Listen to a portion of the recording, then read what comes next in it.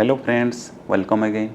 दोस्तों, समर में फ्लावरिंग होने वाला प्लांट का अगर लिस्ट किया जाए तो मेरे लिस्ट में आडेनियम हमेशा नंबर 1 रहता है, क्योंकि ये जो प्लांट है इसका फ्लावर्स बहुत ही खूबसूरत होते हैं।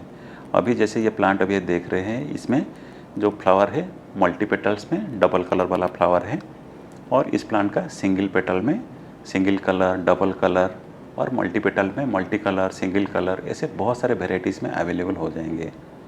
और ये जो प्लांट है काफ़ी लो मेंटेनेंस वाला प्लांट है, काफ़ी कम पानी में ये ग्रो कर जाता है, इसलिए इसे डेजर्ट रोज़ भी बोला जाता है।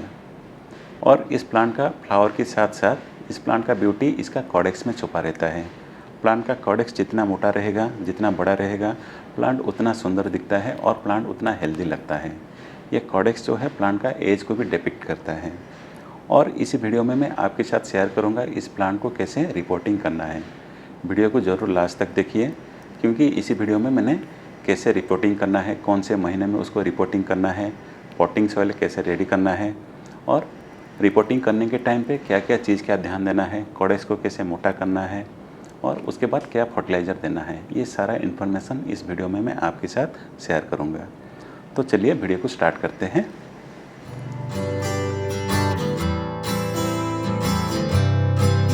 सबसे पहले जानते हैं इस प्लांट को रिपोर्टिंग करने का जो बेस्ट टाइम कौन सा है। आप उसको साल में 2 बार रिपोर्टिंग कर सकते हैं।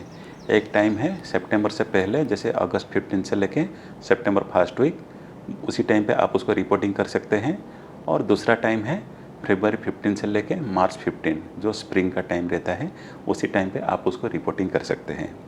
लेकिन अगर आप उसको अगस्त में से रिपोर्टिंग करेंगे, विंटर उसका डॉर्मेंसी पीरियड रहता है, जिसमें कि उसका ग्रोथ बिल्कुल होता ही नहीं और फ्लावरिंग भी होता नहीं। तो इसीलिए उसका रिपोर्टिंग का जो बेस्ट टाइम होता है फरवरी 15 से लेके मार्च 15 होता है, क्योंकि उसके बाद इसका ग्रोथ स्टार्ट हो जाता है और फ्लावरिंग स्टार्ट होता है। तो जब भी आप प्लान करेंगे रिपोर्टिंग करने के लिए, फरवरी 15 से लेके मार्च 15 का जो टाइम पीरियड है, उसी टाइम पीरियड में आप उसको रिपोर्टिंग कीजिए। उसके बाद जानते हैं इस प्लांट को रिपोर्टिंग क्यों ज़रूरत होता है। फर्स्ट जो इसका रिक्वायरमेंट है, ये प्लांट का जो ब्यूटी है कॉडेक्स में छुपा रहता है, और जैसे ही प्लांट ग्रो करता है उसका कॉडेक्स जो है ना मिट्टी की तरफ ग्रो करता है, और एवरी ईयर आप उसको निकाल के उसका जो कॉडेक्स को मिट्टी के ऊपर लाना है। एवरी ईयर आपको 1 से 1.5 इंच उसको ऑफ करना है, सो दैट उसका जो कॉडेक्स ऊपर की तरफ ग्रो करेगा और आपका प्लांट का ब्यूटी को बढ़ाएगा। रिपोर्टिंग पीछे जो दूसरा कारण है वो है सॉइल का ड्रेनेज सिस्टम को परफेक्ट रखना। एडेनियम जो है बहुत वेल ड्रेन वाला सॉइल उसको रिक्वायरमेंट होता है, और धीरे धीरे जैसे आप उसमें फर्टिलाइज़र ऐड करते जाएंगे या फिर उसमें जो क्ले पार्ट है सॉइल में, ये मिट्टी को टाइट कर देता है। तो उस सॉइल को फिर से लूज़ करने के लिए, फिर से ड्रेनेज सिस्टम को इम्प्रूव करने के लिए आपको उसे रिपोर्टिंग करना बहुत ज़रूरी होता है। और लास्ट में रिपोर्टिंग करने से आप जो प्लांट का रूट सिस्टम को चेक कर सकते हैं। ये जो प्लांट है नॉर्मली ज़्यादा पानी देने पर उसका रूट सिस्टम डैमेज हो जाता है, सड़ने लगता है। तो रिपोर्टिंग के टाइम पे आप उसका रूट सिस्टम को चेक करके जो डैमेज वाला रूट को निकाल के फिर से आप उसको लगाएंगे तो प्लांट का हेल्थ अच्छा रहेगा और उसमें अच्छा फ्लावरिंग होगा। तो ये हो गया बेसिक 3 रीज़न जिसके लिए हम उसको रिपोर्टिंग करते हैं। तो चलिए अभी प्लांट का रिपोर्टिंग कैसे करना है उसके बारे में जानते हैं। जब भी आप उसको रिपोर्टिंग करेंगे, उसका 2 दिन पहले आप उसमें पानी बिल्कुल मत दीजिए। मिट्टी को ड्राई रखना है, सो दैट आपको काम करने में आसानी होगा। और ये जो मिट्टी को हल्का गुड़ाई कर देना है, सो दैट सॉइल लूज हो जाए, और जब हम प्लांट को स्पॉट से निकालेंगे आपका रूट सिस्टम डैमेज ना हो। हालांकि ये जो सॉइल है काफ़ी लूज सॉइल है, जिसमें सैंड का परसेंटेज काफ़ी ज़्यादा है, फिर भी रूट्स को प्रोटेक्शन देने के लिए हम उसको हल्का गुड़ाई कर देंगे। ये गुड़ाई हो जाने के बाद प्लांट को इसे हल्का हिला हिला के अगर आप निकालेंगे तो उसका रूट सिस्टम डैमेज नहीं होगा और बहुत इजीली ये पॉट से निकल आएगा। और निकलने के बाद इसमें जितना भी मिट्टी है, सैंड लगा हुआ है, सारे सैंड को उस पॉट में निकाल देना है, क्योंकि उस सैंड को हम फिर से रीयूज़ कर सकते हैं, और निकलने पर हम उसका जो रूट सिस्टम को इंस्पेक्ट भी कर सकते हैं।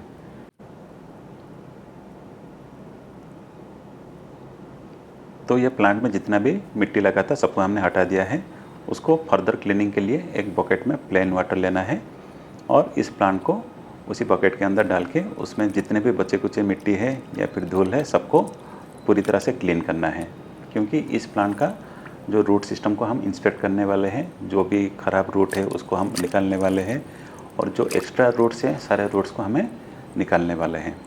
और ये जो प्लांट है बहुत इजीली फंगस के अटैक में आ जाता है, तो उसको फंगस से बचाने के लिए उसको अच्छी तरह से क्लीन करना है, सो दैट उसके बाद हम उसका कट लगा सकते हैं।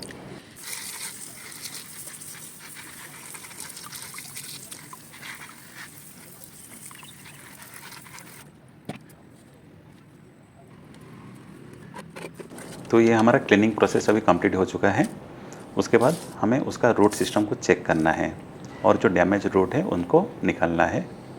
उसके लिए जो भी टूल या कटर लेंगे, कटर नॉर्मली स्टेरिलाइज होना बहुत ज़रूरी है, क्योंकि ये फंगस ना हो इस प्लांट में, उसका हमेशा ध्यान रखना है।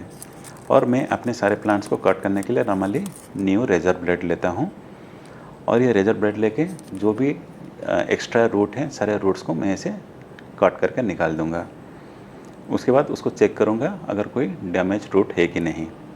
मेरे प्लांट में एक भी डैमेज रूट नहीं है, रूट सिस्टम परफेक्टली हेल्दी है, तो मुझे उसको निकालने का ज़रूरत नहीं। डैमेज रूट चेक करने के लिए आप देखेंगे जैसे नॉर्मल रूट आपका थोड़ा टाइट लगता है, डैमेज रूट आप देखेंगे उसको प्रेस करने पर सॉफ्ट लगेगा।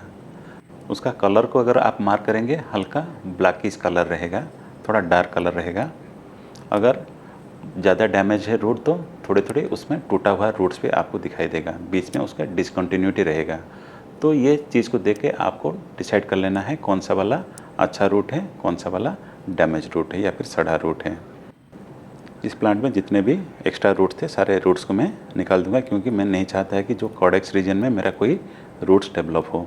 जितना भी रूट्स हो वो कॉडेक्स के नीचे रहना चाहिए, मिट्टी के अंदर रहना चाहिए, और मिट्टी के ऊपर ओनली कॉडेक्स रहना चाहिए। तो ये हमारा रूट इंस्पेक्शन कंप्लीट हो चुका है। उसके बाद सबसे वाइटल जॉब करना है, जैसे सर्जरी के बाद आप उसको प्रोटेक्शन देते हैं, ये मान के चलिए रूट कटिंग के बाद आप प्लांट में सर्जरी कर चुके हैं, और उस प्लांट को अभी हमें प्रोटेक्शन देना है फंगस अटैक से। उसके लिए कोई भी एक अच्छा फंजीसाइड, जैसे कि मैं यहाँ पे साफ ले रहा हूँ, उसका 10 ग्राम्स करीब लीजिए एक छोटा सा पॉट में, और उसमें हल्का पानी दे के एक थिक पेस्ट बनाइए। और ये पेस्ट बनाने के बाद कोई भी ब्रश लेके जो भी कॉट पार्ट्स हैं, कॉट पार्ट्स के ऊपर ऐसे एक कोटिंग दे दीजिए। कॉट पार्ट्स को छोड़ के जितना भी सराउंडिंग रीजन है सारे रीजन पे आप उसको ऐसे कोटिंग दे दीजिए, सो दैट उस प्लांट में फंगस लगने का जो चांसेस है बिल्कुल ना के बराबर हो।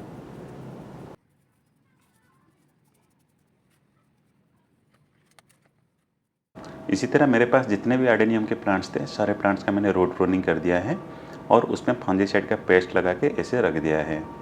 इसको 2 दिन तक ऐसे रखना है, कोई भी शेडी एरिया में रखना है जहाँ पर उसके ऊपर डायरेक्ट सनलाइट पड़ने का चांसेस नहीं। और डरने का कोई भी ज़रूरत नहीं है, क्योंकि इस प्लांट का कॉडेक्स में जितना मॉइस्चर है वो 2 से 3 दिन के लिए इनफ होता है प्लांट को सर्वाइव करने के लिए। आफ्टर 2 डेज़ हमें उसको पॉट में लगाना है, तो उसको लगाने से पहले चलिए उसका सॉइल प्रिपरेशन करते हैं। आर्डेनियम के लिए जब भी आप सॉइल प्रिपरेशन करेंगे एक चीज़ का ज़रूर ध्यान दीजिए, उसमें पानी डिपॉजिट नहीं होना चाहिए, परफेक्टली वेल ड्रेन होना चाहिए। अगर उसमें पानी डिपॉजिट होगा तो उसका रूट रटिंग होने का चांसेस रहता है, फंगस लगने का चांसेस रहता है, तो ये चीज़ का ज़रूर ध्यान दीजिए। सॉइल प्रिपरेशन करने के लिए मैं लिया हूँ 40% नॉर्मल गार्डन सॉइल। ये मेरा प्रीवियस यूज किया हुआ सॉइल है जो कि ऑलरेडी सैंडी वन है। उसमें आपको ऐड करना है 40% रिवर सैंड। ये बहुत इंपॉर्टेंट होता है आर्डेनियम के लिए, क्योंकि ये ड्रेनेज सिस्टम को इम्प्रूव करता है और मेंटेन करके रखता है। उसमें हम ऐड करेंगे 10% वर्मी कंपोस्ट। ये प्लांट के लिए जितना न्यूट्रिशन रिक्वायरमेंट होता है जैसे नाइट्रोजन, फास्फोरस और पोटासियम, ये प्रोवाइड करता है। उसके बाद हम उसमें ऐड करेंगे 5% नीम केक पाउडर। इसका काम होता है प्लांट का रूट रीजन में फंगस अटैक होने से प्लांट को प्रोटेक्शन देना। उसके बाद उसमें आप ऐड करेंगे 5% बोन मील पाउडर। ये बोन मील पाउडर आर्डेनियम के लिए बहुत ज़रूरी होता है, क्योंकि ये फॉस्फोरस रिच रहता है और ये कॉडेक्स को बड़ा करने में, मोटाई करने में बहुत हेल्प करता है। उसके बाद हम उसमें ऐड करेंगे 5 ग्राम सीवुड एक्सट्रैक्ट। ये प्लांट के लिए जितना माइक्रो न्यूट्रिएंट रिक्वायरमेंट होता है सब प्रोवाइड करता है, साथ में ये पोटेशियम रिच रहता है जो कि फ्लावरिंग में भी मदद करता है। उसके बाद उसमें हम ऐड करेंगे 5 ग्राम फंजीसाइड। ये प्लांट को फंगस की अटैक से प्रोटेक्शन देता है, ये ज़रूर आपको ऐड करना है। पर्टिकुलरली आर्डेनियम के लिए।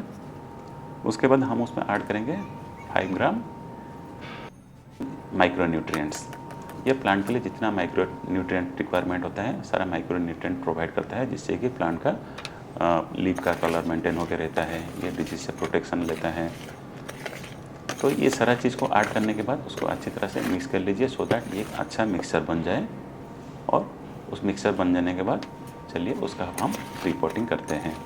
तो चलिए जानते हैं आर्डेनियम के लिए पॉट कैसा होना चाहिए। ये जो पॉट मैं लिया हूँ देखिए काफ़ी वाइड पॉट है, जिसका डेप्थ भी काफ़ी कम है और उसमें एक ड्रेन होल भी है। आर्डेनियम के लिए जो भी पॉट सिलेक्ट करेंगे उसमें ड्रेनेज सिस्टम परफेक्ट होना बहुत ज़रूरी है, अदरवाइज उसमें रूट रटिंग हो जाएगा।